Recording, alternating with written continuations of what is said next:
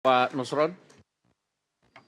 Terima kasih Pak Ketua. Assalamualaikum warahmatullahi wabarakatuh. Ibu Kartika yang kami hormati beserta teman-teman dari KPA, Bapak Agustiana, cuma tidak segagah 25 tahun yang lalu yang saya lihat. Bapak-bapak Ibu sekalian, Bu Ketua Komisi 4, Bu Titik, Bu Alin, dan bapak-bapak yang lain, Pak Alek, bapak-bapak menteri yang lain, Pak Cucun, kemudian Pak Saan, kemudian Pak Dasko yang memfasilitasi pertemuan ini dengan sangat baik. Ada 6 isu yang berkaitan dengan kami. Saya catat dengan baik yang berkaitan dengan reforma agraria. Pertama, kami sangat setuju dengan apa yang diusulkan dan disuarakan oleh teman-teman KPA tentang prinsip keadilan dalam redistribusi tanah. Semua data yang tadi dipaparkan kami amini.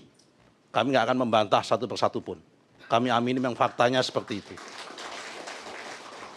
Karena itu sebagai bentuk komitmen kami mengamini data itu, kami sudah 10 bulan diangkat mendapatkan kepercayaan menjadi Menteri ATR BPN. Kami belum tanda tangan satupun perpanjangan dan pembaruan HGU. Pengajuan baru pun hanya 1 yang saya tanda tangani. Itu pun kami izin kepada Bapak Presiden. Kenapa? Kami ingin ada keadilan struktural terhadap distribusi tanah ini. Kenapa? Karena masih ada beberapa hal yang menurut dalam prinsip kami ganjal. Terutama dalam masalah peta dan definisi tentang plasma. Pertama, kami jelaskan sebagai bentuk komitmen. Dalam definisi plasma yang ada hari ini, memang belum ada sinkronisasi antara satu peraturan perundang-undangan dengan peraturan perundang-undangan yang lain. Definisi di dalam PP 18 tahun 2021 dengan definisi dalam PP nomor 20 PP 28 PP 26 tahun 2021 ada sedikit perbedaan tentang teori tentang apa itu disebut dengan plasma. Kalau definisi di dalam PP nomor 18 pengertian kami di Menteri ATR BPN adalah di mana yang namanya plasma adalah within, tidak without. Kalau orang itu mendapatkan konsesi HGU sebesar 10.000 hektar, maka karena di situ termaktub 20% harus plasma, maka 2.000-nya harus atas nama plasma. Tetapi ada klausul peraturan perundang-undangan yang lain di dalam PP yang lain mengatakan bahwa ketika si pengusaha pemegang konsesi itu memfasilitasi petani-petani kecil di luar 10.000 itu sudah dianggap plasma. Ini yang menjadi dispute. Nah, kami memaknai yang di luar HGU konsesi itu bukan plasma, tapi kami memaknai itu ada sebagai supply chain alias sebagai pemasok. Nah, tapi ini perlu ada sinkronisasi antar peraturan perundang-undangan, lebih-lebih tentang PP 18 dengan PP nomor 26. Ini mohon Pak Ketua, Pak Dasko, mohon dimasukkan dalam note, dalam kesimpulan, kalau perlu kita tegaskan ada mandat kepada pemerintah untuk melakukan sinkronisasi ini tentang masalah definisi plasma.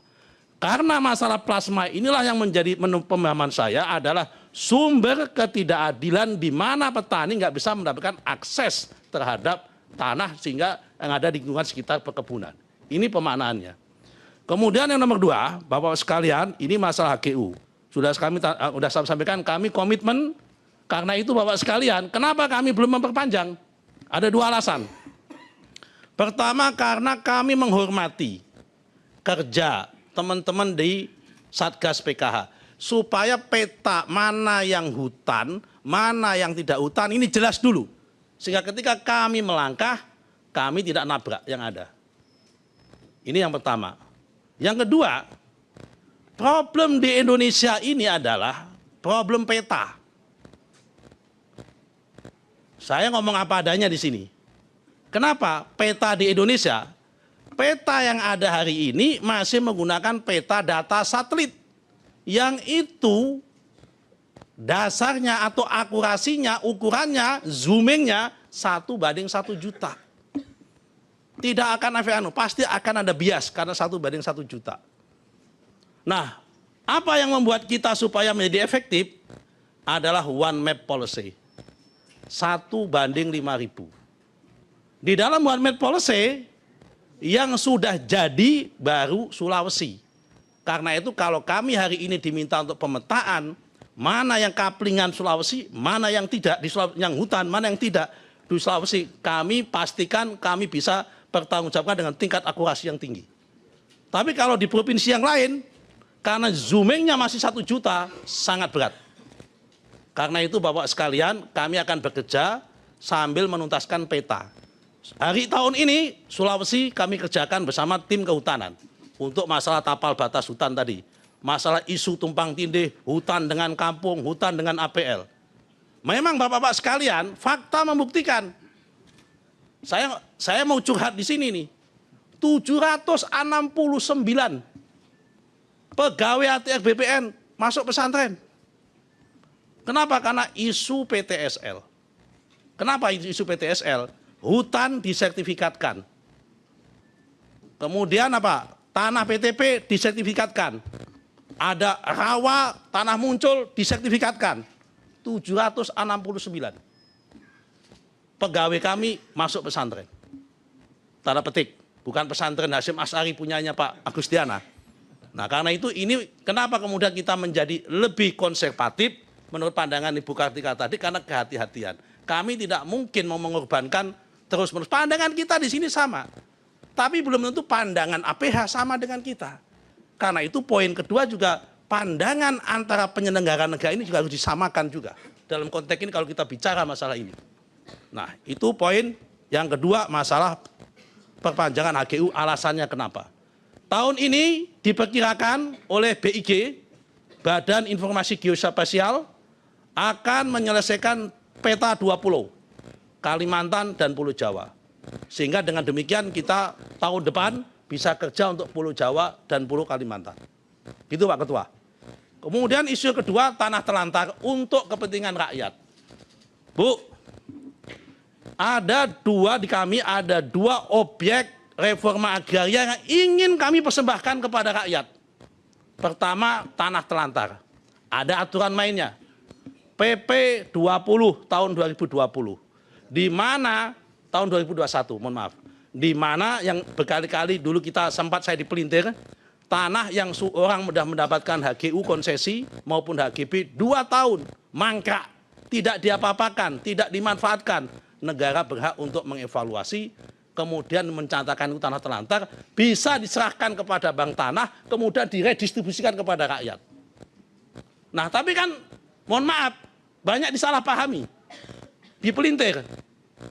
Istri 2 tahun nganggur bisa diambil oleh negara segala, sempat ada omongan begitu dulu. Nah, ada sempat seperti itu. Nah karena itu Bapak sekalian, ini sekaligus bukti komitmen bahwa kita serius. Karena prosesnya untuk menentukan tanah terlantar itu lama, berdasarkan PP itu butuh waktu 587 hari. Karena itu atas perintah Bapak Presiden Prabowo, demi untuk rakyat, kami diperintah revisi. Dan perintah revisinya itu jelas, prosesnya kami persingkat hanya waktu 90 hari. Dan ini dalam proses persetujuan sudah harmonisasi dan persetujuan tanda tangan dari Bapak Presiden. Kalau Bapak-Bapak dan Ibu-Ibu APA ingin uji publik, kami terbuka untuk itu. Kalau ada masukan, mumpung belum tanda tangan oleh Bapak Presiden. Nah, kemudian poin kedua selain tanah terlantar adalah program IP4T. Inventarisasi, penguasaan, pemanfaatan, penguasaan, penggunaan dan pemanfaatan tanah. IP4T. Apa itu IP4T? IP4T itu adalah HGU, HGB, sudah habis masa konsesinya, tidak diperpanjang, maka ini ada 4 hal. Ada 4 skenario.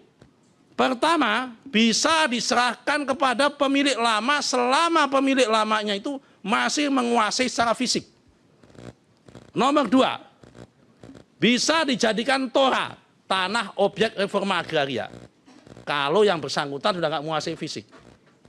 Nomor 3, bisa dimasukkan bank tanah. Nomor 4, bisa dimasukkan dalam tejun, tanah cadangan untuk negara. Dalam arti untuk kepentingan Pemda, apa untuk bangun sekolah, bangun rumah sakit, bangun sekolahan, bangun puskesmas dan sebagainya. Bisa untuk itu. Nah, di sini ada opsi pilihannya adalah untuk itu juga. Nah, tapi Bapak-Bapak sekalian, ini problemnya adalah belum ada payung hukum mana yang diperbolehkan untuk pemilik lama, mana yang harus reforma agraria, mana yang harus ini. Akan kami tuntaskan. Kenapa ini belum ada semua bergerak untuk itu.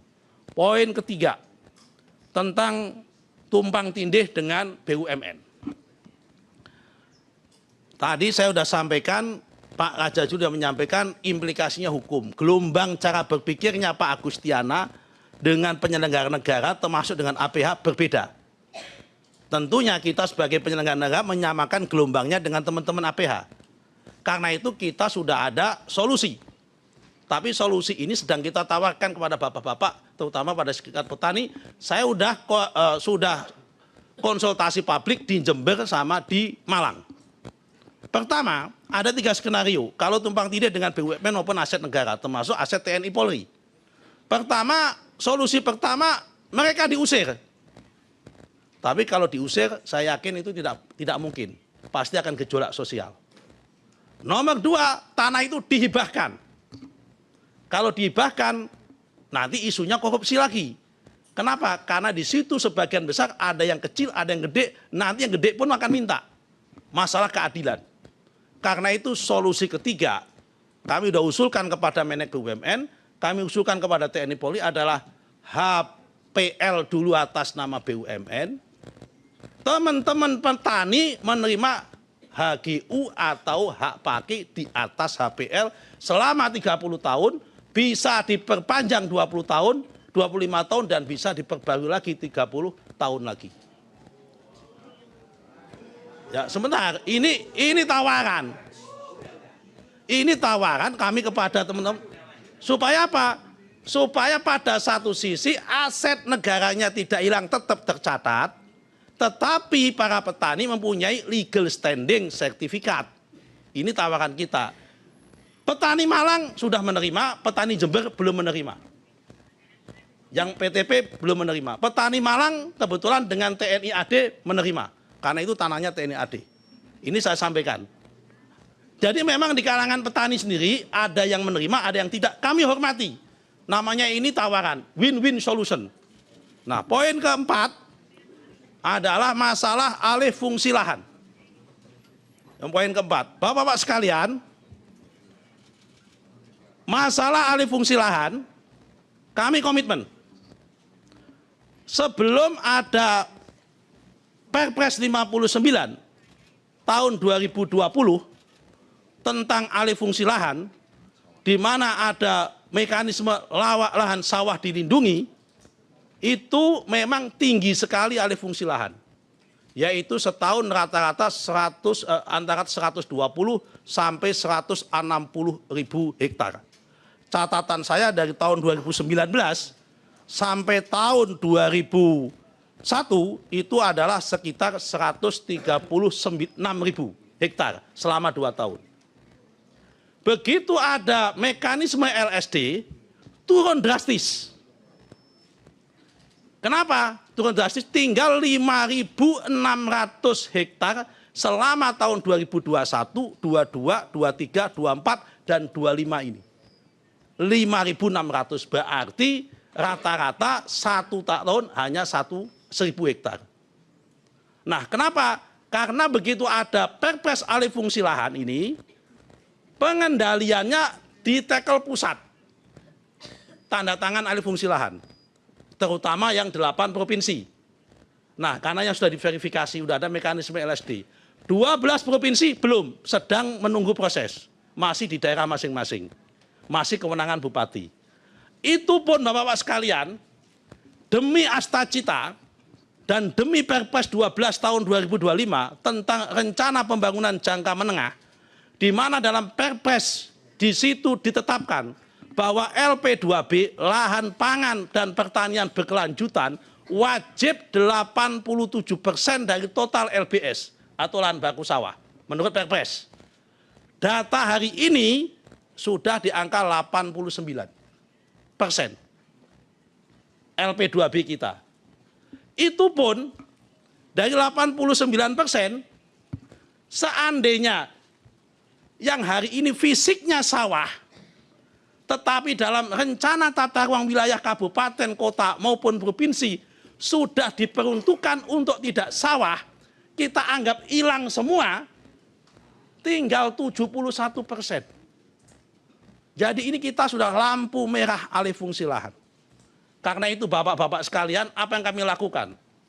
Mulai bulan ini, kami sudah teken surat kepada semua bupati se-Indonesia, izin Pak Dasko, kami moratorium alih fungsi lahan yang fisiknya sawah, meskipun tata ruangnya sudah tidak lagi digunakan untuk sawah. Kami moratorium tidak boleh dialih fungsikan. Meskipun secara undang-undang dan peraturan, harusnya tata ruang itu menjadi panglima, menjadi acuannya. Demi asta cita ketahanan pangan. Untuk selanjutnya, kami akan mengundang, kami bersama Mendagri, bersama dengan Menteri Pertanian, akan mengundang semua bupati, semua wali kota dan semua gubernur, untuk apa? Untuk menyesuaikan dan mengubah RT RW-nya yang hari ini fisiknya masih sawah, tetapi di dalam RT RW sebelumnya sudah digunakan untuk tidak sawah. Demi untuk kepentingan ketahanan pangan, untuk apa? Menjaga 87% dari total LBS menjadi LP2B. LP2B dari total LP2B dari 87% dari LBS. Saya kira ini penjelasan kami clear Pak Agustiana untuk komitmennya bersama-sama. Jadi gelombang kita sama, tinggal mungkin jalannya berbeda. Kami jalannya menggunakan peraturan dan kebijakan yang tertib, ya kan? Pak Agustiana menggunakan cara kami lama. juga nggak anarkis, aturan kita yang ngomong. Pak Agustiana dengan cara lama, ya kan? Cara kita di jalan dulu begitu. Pak Nusron, kita juga merefer ke kebijakan juga, Pak. Oke. Masalahnya kebijakan ini banyak yang kontradiksi. Makanya kita rapikan, Bu, kita harmonisasi. Ya kan, tadi saya akui juga soal plasma kan ada kontradiksi tadi. Makanya kita rapiin, kita harmonisasi dulu, Bu. Yang terakhir soal kelembagaan, kalau memang mau direvisi Perpres 62 tentang GTRA, kami juga setuju saja. Tinggal bagaimana kelembagaan apa nanti yang ditunjuk untuk menjadi lead-nya dan koordinatornya kami serahkan sepenuhnya nanti. Biar akan diatur. Saya kira itu jelas dari kami. Terima kasih Pak Ketua. Assalamualaikum warahmatullahi wabarakatuh. Baik, terima kasih dari Menteri Desa.